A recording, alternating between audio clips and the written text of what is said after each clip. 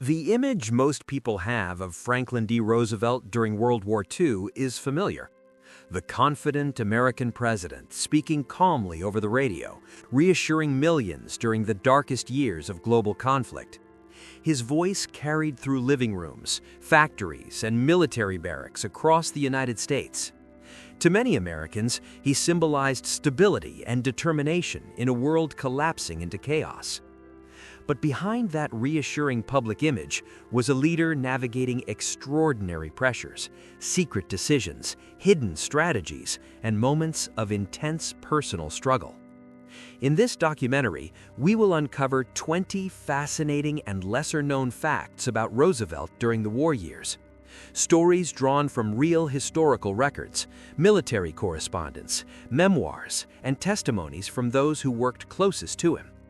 From secret diplomatic maneuvers and surprising wartime habits to the physical challenges he hid from the public, Roosevelt's leadership during the war was far more complex than most people realize. Some of these facts reveal the quiet psychological battles he fought inside the White House. Others expose daring diplomatic gambles that shaped the fate of entire nations. And a few show how small human moments inside the Oval Office influenced the course of history. To understand these stories, we must return to the early days of the war, when the United States had not yet fired a shot, but Roosevelt was already fighting a different kind of battle. One of the most surprising realities about Roosevelt in the years before America formally entered the war is that he was already deeply involved in preparing the country for a conflict he believed was inevitable. Fact number 1. Roosevelt began quietly preparing the United States for war years before the attack on Pearl Harbor. Officially, the United States remained neutral during the early years of the European conflict. The American public, still haunted by memories of World War I, strongly opposed entering another overseas war.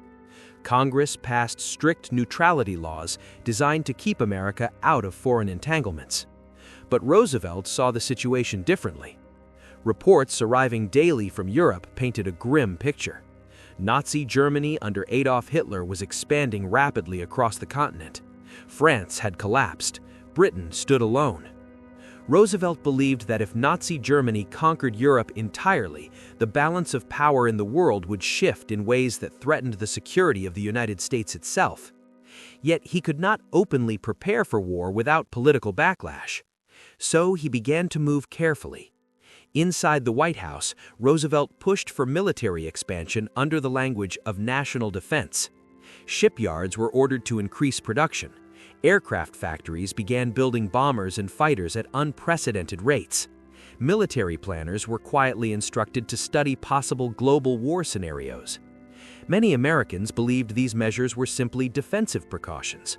But Roosevelt's closest advisors understood something deeper. The president was preparing the country for a conflict he believed could not be avoided. Fact number 2 reveals one of Roosevelt's most ingenious political maneuvers during this period: the creation of the Lend-Lease program. By 1940, Britain was fighting alone against Nazi Germany. German submarines were sinking ships across the Atlantic. British cities were under constant bombing during what would become known as the Blitz. Britain desperately needed weapons, ammunition, ships, and aircraft. The problem was that Britain was nearly bankrupt. Under American neutrality laws, the United States could sell weapons, but only if the buyer paid cash and transported the goods themselves.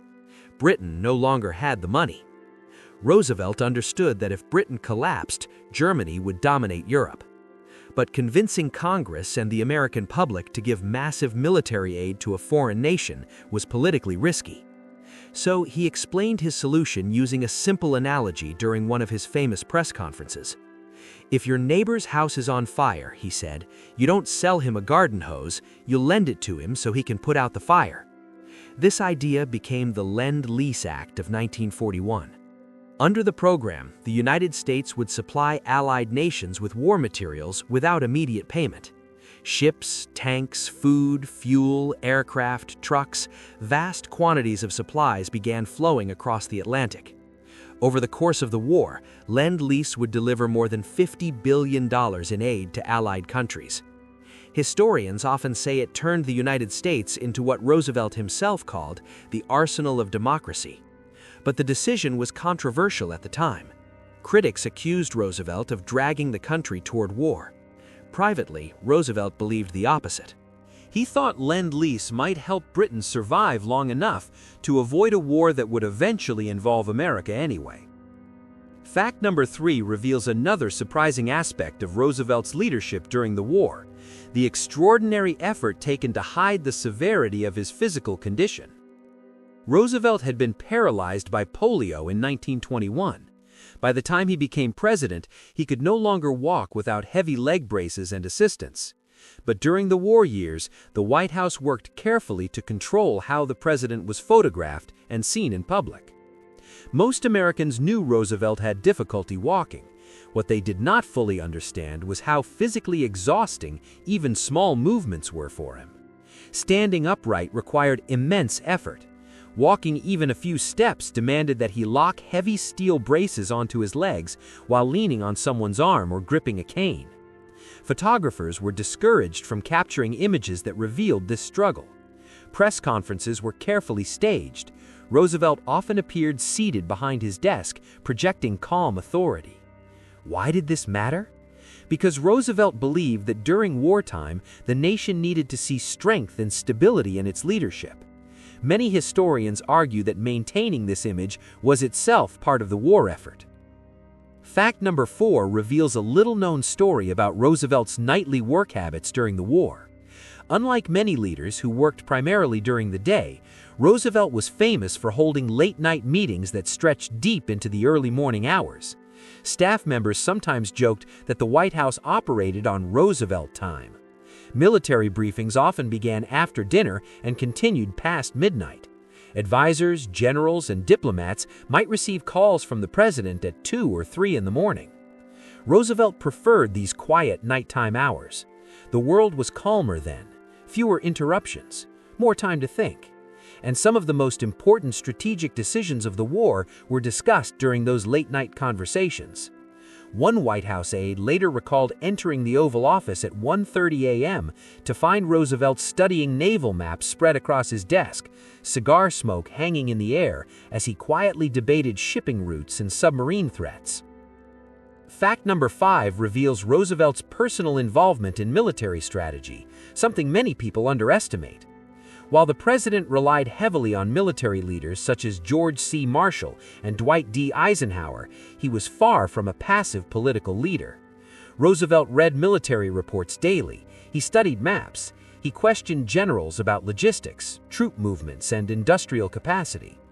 His experience as Assistant Secretary of the Navy during World War I had given him a strong understanding of naval operations. Some military officers were surprised by how detailed Roosevelt's questions could be. In one meeting, Roosevelt reportedly asked a naval commander about the exact number of escort ships available in the Atlantic convoy system. When the officer hesitated, Roosevelt calmly quoted the correct number himself. Fact number 6 reveals a remarkable moment of wartime diplomacy that took place far from Washington. In August 1941, 4 months before Pearl Harbor, Roosevelt secretly traveled across the Atlantic to meet with British Prime Minister Winston Churchill. The meeting took place aboard warships anchored off the coast of Newfoundland. The world did not yet know it, but 2 of the most influential leaders of the war were about to shape the principles of the post-war world. During the conference, Roosevelt and Churchill drafted what became known as the Atlantic Charter. The document outlined shared goals for the future: self-determination for nations, freedom of trade, and the creation of a more stable international system after the war. But perhaps the most memorable moment of the meeting occurred on a Sunday morning. Sailors from both nations gathered on the deck of a battleship for a religious service. British and American crews stood side by side as they sang hymns together. Churchill later described the moment as one of the most powerful symbols of Allied unity he had ever witnessed. And yet, at that moment, the United States was still officially neutral. Fact number 7 reveals a small personal detail that might seem trivial, but reveals something about Roosevelt's character during the war. Roosevelt loved collecting naval ship models. Inside the White House, He kept an impressive collection representing vessels from different eras of American naval history. During particularly stressful moments of the war, Roosevelt sometimes turned to these models. He would pick them up, examine them, move them across a table as if studying a naval battle. For Roosevelt, ships represented more than hobby objects. They symbolized power, logistics, and the vast global struggle unfolding across the oceans. And sometimes, holding those models helped him think through the enormous decisions he faced. By the end of 1941, however, Roosevelt would no longer be preparing quietly in the background. The war was about to arrive on America's doorstep. And when it did, Roosevelt would deliver one of the most famous speeches in modern history. On the morning of December 7, 1941, the calm routine inside the White House was shattered. Shortly after 1:30 p.m. Washington time, urgent reports began arriving that Japanese aircraft had launched a devastating attack on the U.S. Pacific Fleet stationed at Pearl Harbor in Hawaii. Ships were burning, airfields were destroyed, hundreds of American sailors were already dead. When the first confirmed messages reached Franklin D. Roosevelt, he was having lunch. The president listened quietly as the information was delivered. Those in the room later recalled that Roosevelt remained calm, almost unusually calm, while others were visibly shaken. He asked precise questions. How many aircraft were involved? Were there additional attacks? Had the fleet been completely destroyed? Within minutes, Roosevelt understood something that millions of Americans had not yet realized. The United States had just entered World War II. But what happened next reveals one of the most fascinating facts about Roosevelt's wartime leadership. Fact number 8 reveals something that surprised many military leaders during the early days of America's entry into the war. Roosevelt had already decided on the main strategic priority. Germany would be defeated first. Even though Japan had attacked the United States directly, Roosevelt believed Nazi Germany under Adolf Hitler represented the greater long-term threat. Germany controlled most of Europe. Its industrial power and military strength were enormous. If Germany defeated the Soviet Union and consolidated its control over the continent, the war could become almost impossible to win. Roosevelt and his advisors quietly supported a strategy known as Germany First. This meant that while the United States would fight Japan in the Pacific, the majority of American military resources would ultimately be directed toward defeating Germany. The decision was controversial. Many Americans demanded immediate revenge against Japan, but Roosevelt believed that winning the global war required cold, strategic thinking, not emotional reaction. Fact number 10 reveals another little-known element of Roosevelt's wartime leadership: his extraordinary relationship with British Prime Minister Winston Churchill. The two men exchanged hundreds of letters and telegrams throughout the war. Sometimes they communicated using secret channels that bypassed normal diplomatic routes. Their relationship was not always smooth. Churchill could be dramatic, passionate, and intensely focused on preserving the British Empire. Roosevelt, on the other hand, often thought about the long-term structure of the post-war world. Yet the two leaders formed one of the most important wartime partnerships in modern history. They met in person several times during the war, holding strategic conferences that shaped Allied operations. One of the most significant meetings occurred during the Casablanca Conference in 1943. There, Roosevelt announced a policy that stunned many observers. The Allies would demand nothing less than the unconditional surrender of Axis powers. The decision meant the war would continue until Germany, Italy, and Japan were completely defeated. Roosevelt believed this policy would prevent the kind of political instability that had followed World War I. Fact number 11 reveals a surprising personal habit of Roosevelt during wartime meetings. He loved telling stories. Sometimes, in the middle of intense strategic discussions with generals and diplomats, Roosevelt would suddenly begin recounting a historical anecdote or humorous story. To outsiders, it could seem distracting, But those who knew Roosevelt understood that these stories served a purpose. They helped break tension. They allowed the president to subtly guide conversations. And sometimes they revealed his deeper thinking without openly confronting someone in the room. One military officer later said that when Roosevelt started telling a story, it was wise to listen carefully, because the story often contained the real message. Fact number 12 reveals a hidden war happening behind the scenes: the struggle to manage the enormous industrial mobilization of the United States. By 1942, American factories were producing weapons on a scale the world had never seen. Automobile plants were converted into tank factories. Refrigerator manufacturers began producing aircraft parts. Shipyards built cargo vessels so quickly that some ships were completed in less than 2 months. Roosevelt played a major role in organizing this transformation. He appointed powerful industrial leaders to oversee production programs. Government agencies coordinated raw materials, labor, and transportation. The result was staggering. By the end of the war, the United States had produced more aircraft, tanks, trucks, and ships than any other nation involved in the conflict. This industrial strength would become one of the decisive factors in the Allied victory. Fact number 13 reveals something deeply personal about Roosevelt during the war years: the growing toll the conflict took on his health.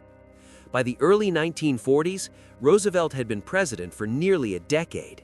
The stress of global war, combined with his long-standing health issues, began to wear on him. Doctors noticed increasing fatigue.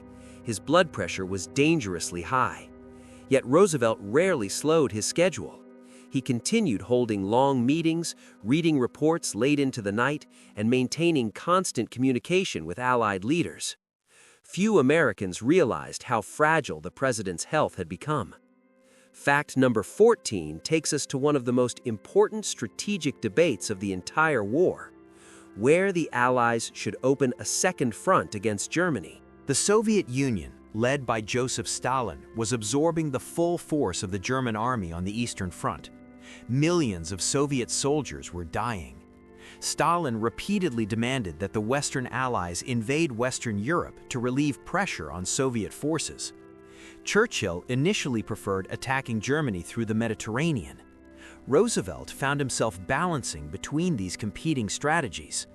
Eventually, Roosevelt supported the plan that would lead to the largest amphibious invasion in history. That invasion would take place on June 6, 1944, during the D-Day landings in Normandy. But the road to that decision involved months of debate, tension, and careful diplomacy between the Allied leaders. Fact number 15 reveals one of the most fascinating aspects of Roosevelt's leadership style.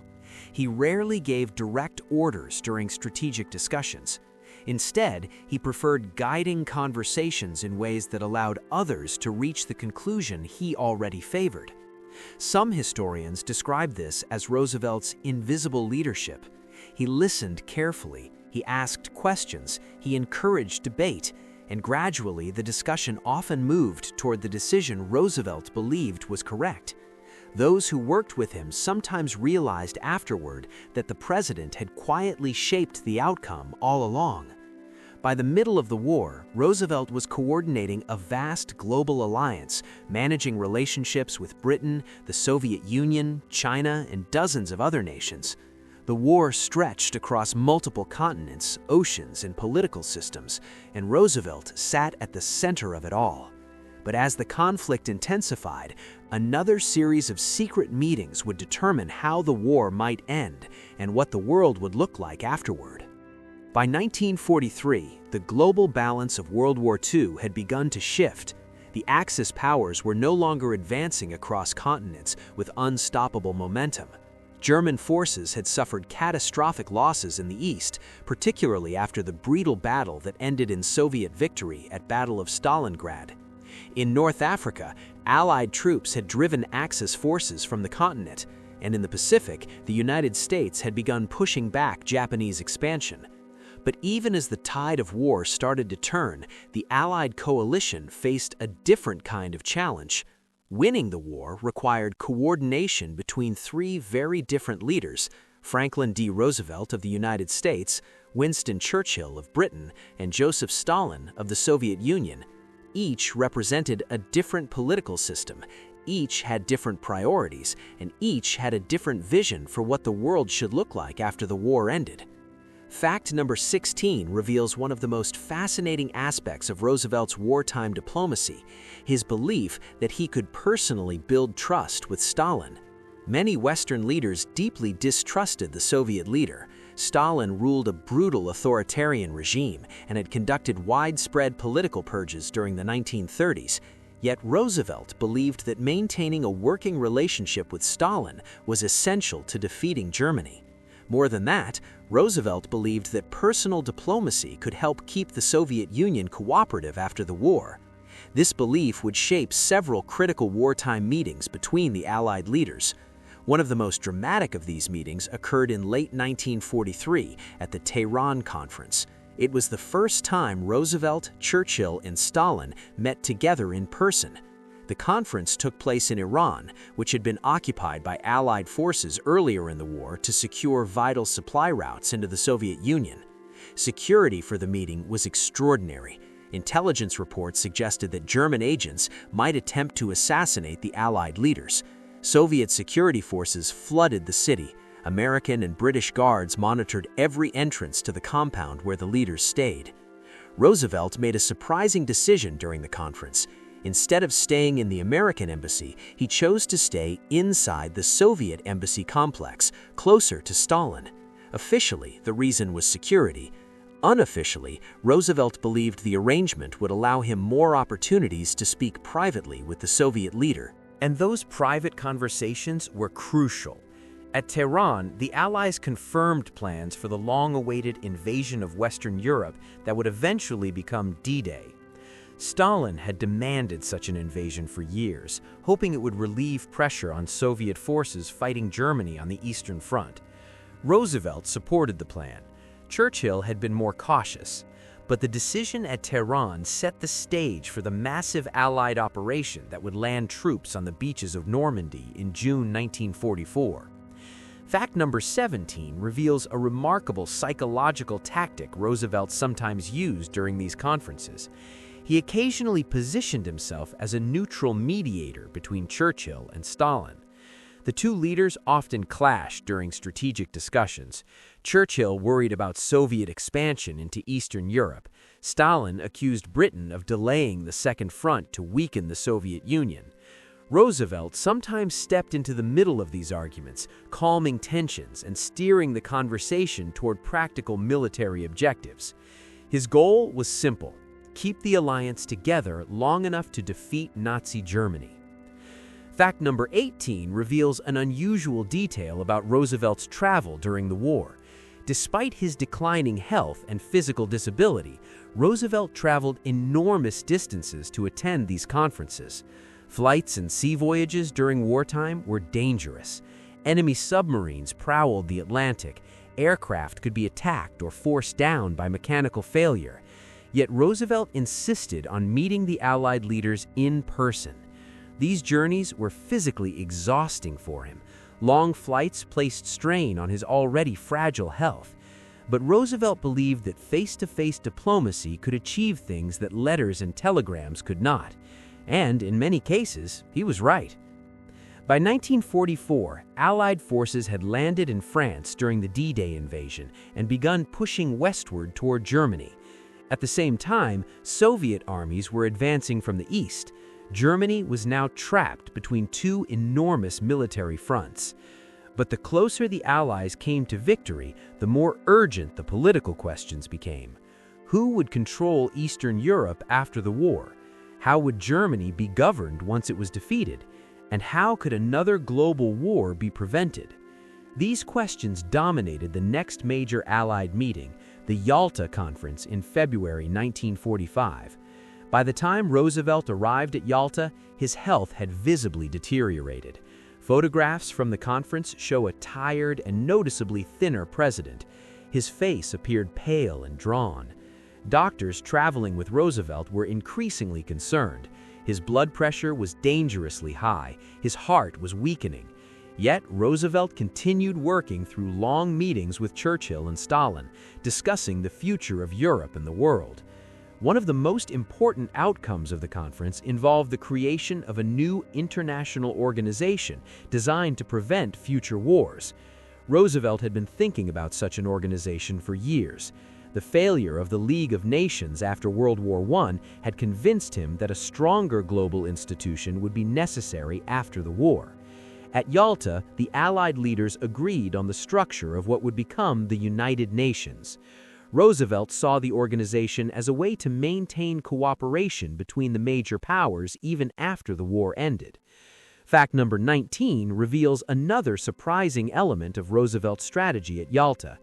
He hoped that by treating Stalin as a partner rather than an enemy, the Soviet Union might cooperate in building the post-war international order. Roosevelt also wanted Soviet assistance in defeating Japan once Germany was defeated. The war in the Pacific was still raging, and an invasion of the Japanese home islands promised to be extremely costly. Stalin agreed that the Soviet Union would enter the war against Japan after Germany's defeat. At the time, this seemed like an important diplomatic success for Roosevelt, but history would later debate whether Roosevelt had placed too much trust in Stalin's promises regarding Eastern Europe. Fact number 20 reveals something deeply human about Roosevelt during the final months of the war. Despite his failing health, he remained deeply committed to shaping the post-war world. Advisors urged him to rest more frequently. Doctors warned that the stress could be fatal, but Roosevelt continued working almost until the end. In March and early April 1945, he was still involved in diplomatic discussions and planning sessions related to the future of Europe and the Pacific War. Few Americans realized how close the president was to collapse. And just weeks before Nazi Germany would surrender, the man who had guided the United States through most of the war would suddenly be gone. By the spring of 1945, the end of World War II in Europe was approaching. Allied armies were advancing deep into Germany from the west, while massive Soviet forces pushed toward Berlin from the east.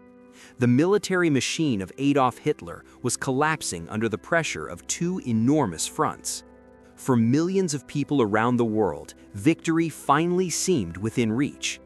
But inside the United States, few people understood that the man who had guided the country through the darkest years of the war was nearing the end of his life. Franklin D. Roosevelt had been president since 1933. He had led the country through the Great Depression, rebuilt American industry, and commanded the nation through the largest war in human history.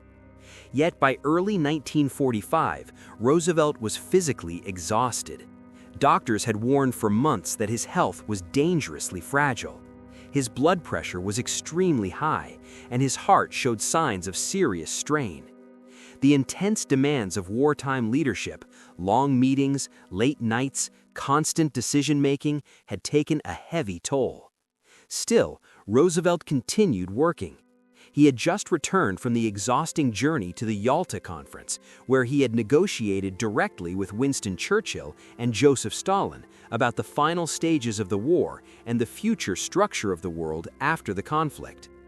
Many observers who saw Roosevelt during the conference were shocked by how weak he appeared.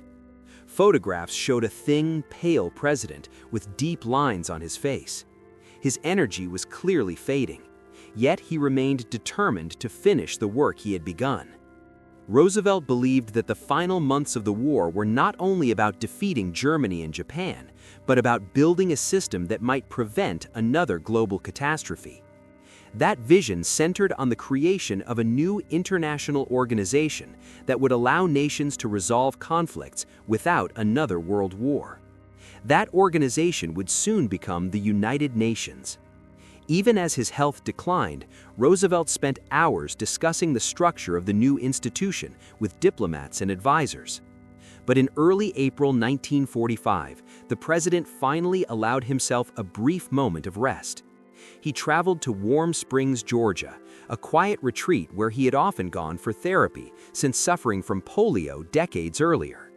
Warm Springs was one of the few places where Roosevelt felt relaxed. The peaceful countryside, the warm climate, and the familiarity of the surroundings offered a rare break from the constant pressure of the White House. On April 12, 1945, Roosevelt was sitting for a portrait in a small room at the retreat. It was a calm afternoon. A painter named Elizabeth Shumatoff was working on the president's portrait, while several aides and friends sat nearby. Roosevelt appeared tired but relaxed. At one point during the session, he suddenly raised his head to his hand. "I have a terrific headache," he said. Moments later, he collapsed.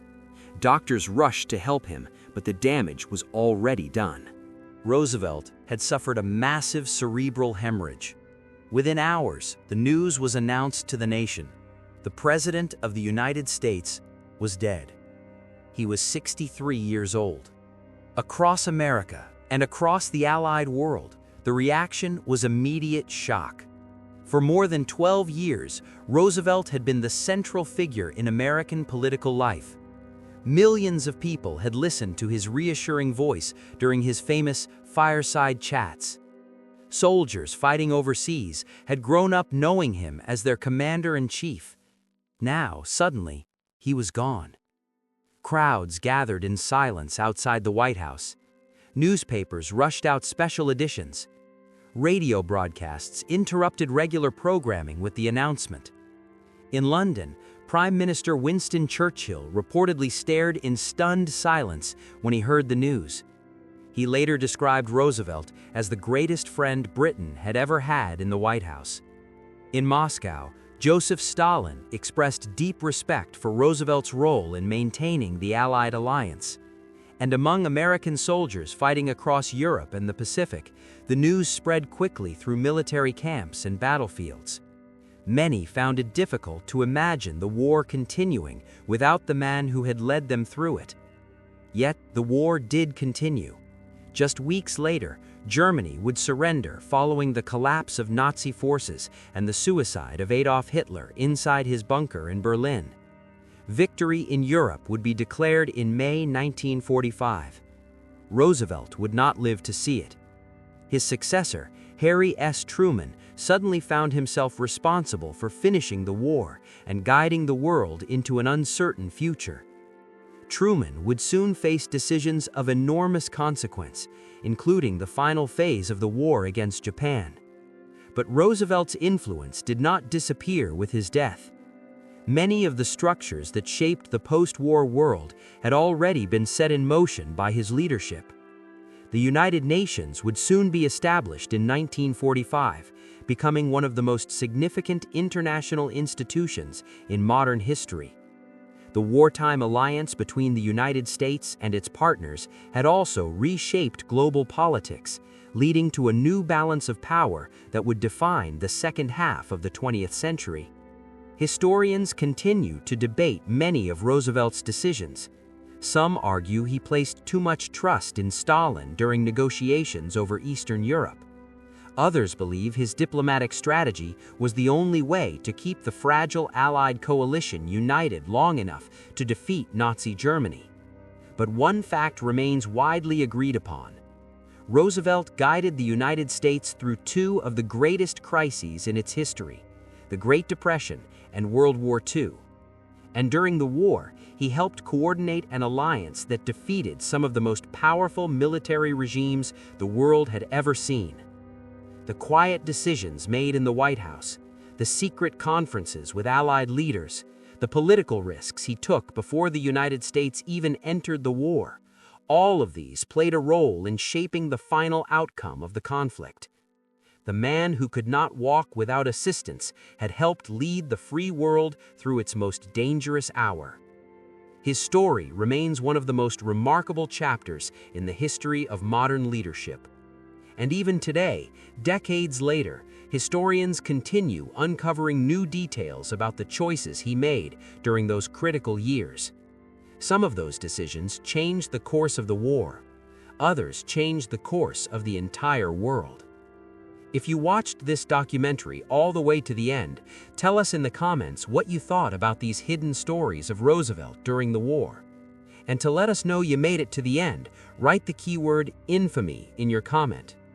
Don't forget to like the video, subscribe to the channel, and keep exploring more untold stories of history and war with us.